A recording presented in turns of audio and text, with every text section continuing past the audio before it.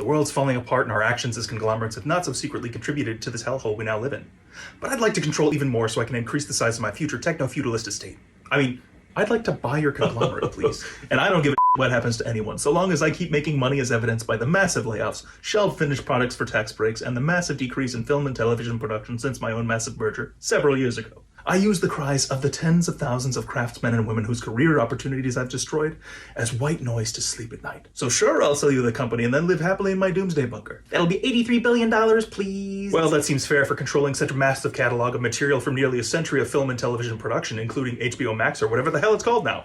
So I would say, you got a deal. You've got a deal. Hey, so can you, not do that? Holy Squid Games. How the hell did you get in here, peasant? What he means is, what are you doing here? How about you don't go through with this merger thing? What are you gonna do to stop me? Dude, can you chill for a second?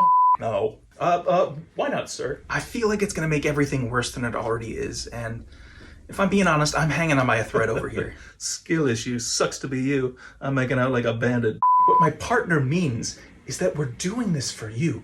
We're trying to save this industry. Speak for yourself. Dude! Okay, so how does another mega merger save the entertainment industry? Every other merger in history has just led to massive layoffs, decreases in production across the United States, less competition for consumers to choose from, and increasing prices for products. It's been great for me. Look, we've seen the data, and it shows us how much people love watching movies from the comfort of their own homes. They don't want to go to dirty, stinky theaters full of strangers. Blah. It's an outdated concept. We have to think about the future. And shorter theatrical windows are just good for everyone as a start. So if you don't mind, corporate greed and consolidation is what got us here in the first place. For decades, you guys only greenlit high-risk, high-budget blockbusters based on existing IP. But that money had to come from somewhere, so you stopped making smaller and mid-budget original films for theaters. But by doing this, you convinced people that the only movies they should see in theaters were blockbusters based on existing IP. And even when you did take a risk on new original materials, you didn't market it.